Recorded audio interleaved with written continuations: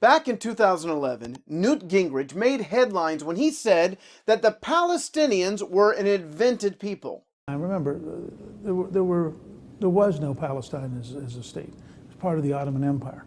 And I think that we've had an invented Palestinian people who are in fact Arabs.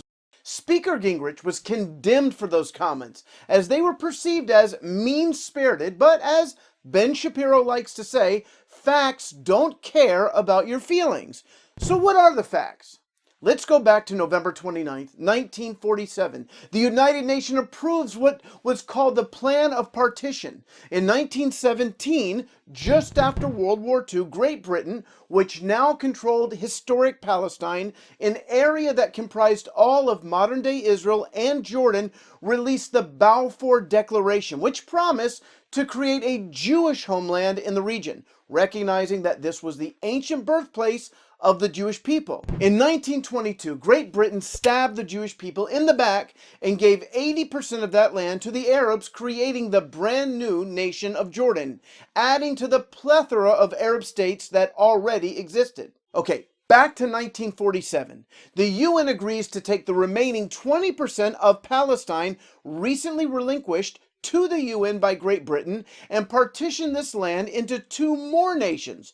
One for a Jewish state, yay, and one for another Arab state. So 90% of the land that was promised to the Jewish people would now have two brand new Arab states. It's key to understand that never did anyone use the term Palestinian state to refer to the proposed new Arab country. That is because there was no such thing as a Palestinian national identity.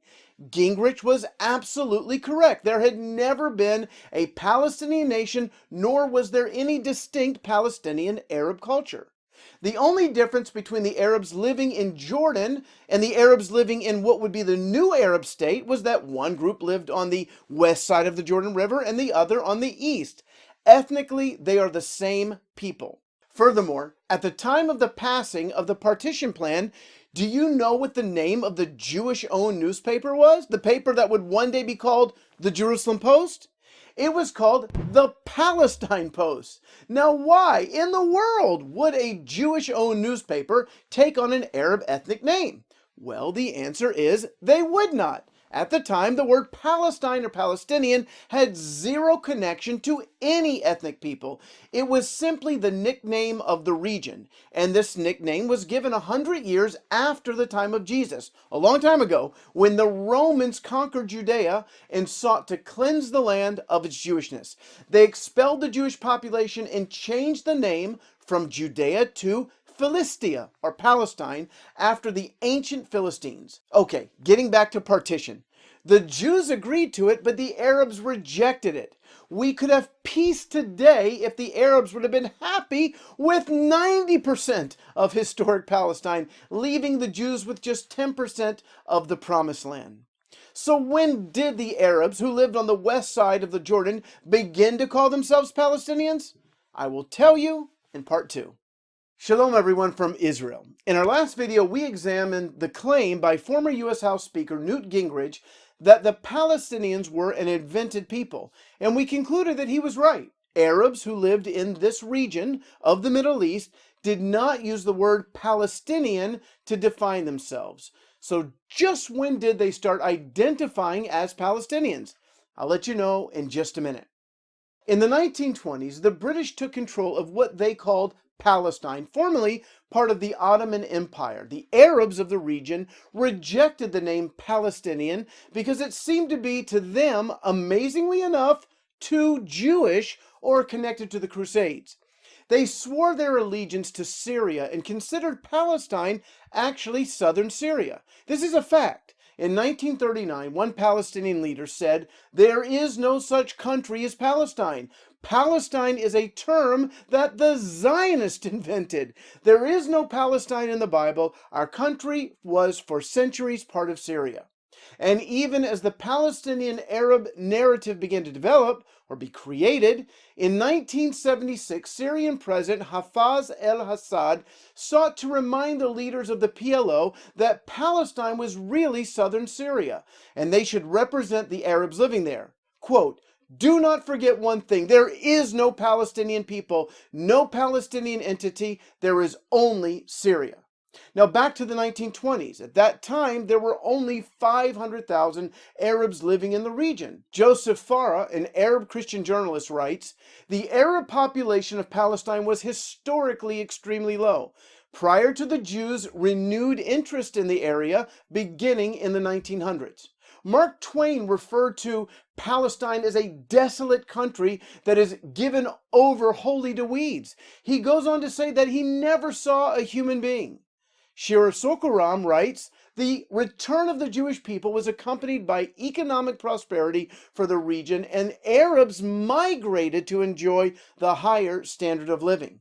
By 1948, there were more than 1.3 million Arabs in the region. The Arab population had nearly tripled in 30 years. That means around 2/3 of those who called themselves Palestinian actually came from other countries after 1919.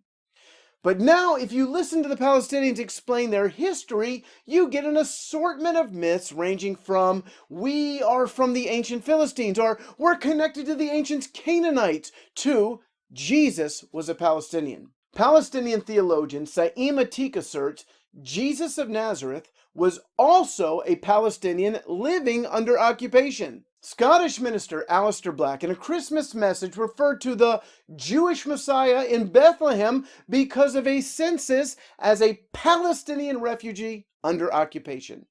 And this is the hope of Christmas, that the birth of another Palestinian child, who was born a refugee and subject to military oppression, brought. Quoting from Israel Hayom, the noted scholar of nationalist movements Anthony Smith once made a differentiation between two kinds of methods in constructing a national identity. The first method is determining a national grouping on the basis of a shared culture in history. The second method is used by nations who do not have such a shared common history and thus need to invent it all from scratch. And that, my friends, was the genius of Arafat. Because of him, your average Joe assumes that 1. There was once a nation called Palestine. False. 2. The Jews took it from them in 1948 to create Israel. Also false. And 3. The Palestinian Arab people have been settling in modern-day Israel for thousands of years. Again, false. In part 3, we will give further proof that the Palestinian narrative was invented, and it's going to blow your mind. Welcome to part 3 in our little series about the invention of the Palestinian narrative. In this clip, I want to share with you why the narrative was created. In truth, most Arabs living in Israel or the territories, not all, can trace their roots back to Egypt, Jordan, Syria, or some other Arab country. In fact, Yasser Arafat himself was an Egyptian, not a Palestinian. A former PLO member, now a Christian, has stated everyone he met in Palestine, quote, knew to trace the roots of their families to their country from which their great-grandfathers came. We knew full well that our origin was not Canaanite, despite that's what they tried to teach us. My grandfather would often remind us that our village, Beit Saul, near Bethlehem, was empty when his father arrived there with 6 other families. Today, there are over 30,000 residents in that village. Even in 1967, the idea of a Palestinian Arab nation was foreign to most who now call themselves Palestinian. Before the Six-Day War, they were called Jordanian. Shira Sorko-Ram writes, "When I moved to Israel in 1967, after the Six-Day War, I had numerous conversations with Arabs living in both Israel proper and on the West Bank. I didn't even hear the term Palestinian from any Arabs at the time." One prominent PLO leader in the 1970s said, quote, "The Palestinian people does not exist. The creation of a Palestinian state is only a means for continuing our struggle against the state of Israel. In reality, today there is no difference between Jordanians, Palestinians, Syrians, and Lebanese. Only for political and tactical reasons do we speak today about the existence of a Palestinian people, since Arab national interests demand that we posit the existence of a distinct Palestinian people to oppose Zionism." Writer David Meir Levy claims Arafat himself said the same thing on many occasions. In his authorized biography, he is quoted as saying, "The Palestinian people have no national identity. I, Yasser Arafat, man of destiny, will give them that identity through conflict with Israel." In 1964, Arafat gets some advice from a Vietnam general that would take years to implement. He sent a top aide to Vietnam to study their methods. How had they, a brutal communist regime, won the sympathy of left-wing Europeans and college students in America? It was simple, quote, "Stop talking about annihilating Israel and instead turn your terror war into a struggle for human rights. Then you will have the American people eating out of your hand." No longer was he going to be seen as a murdering terrorist, but a freedom fighter fighting against Israel's illegal occupation for the invented Palestinian nation. Mohammed Yazid, the former information minister from Algeria, reinforced this notion.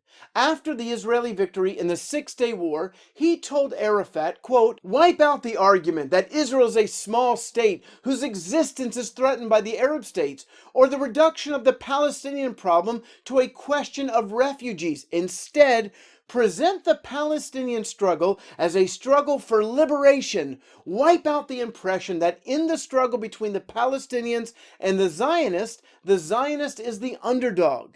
Now it is the Arab which is oppressed and victimized in his existence because he is not only facing the Zionists but also world imperialism." According to Meir Levy, the KGB discipled Arafat and made sure he followed the plan. Arafat resisted this idea in the beginning.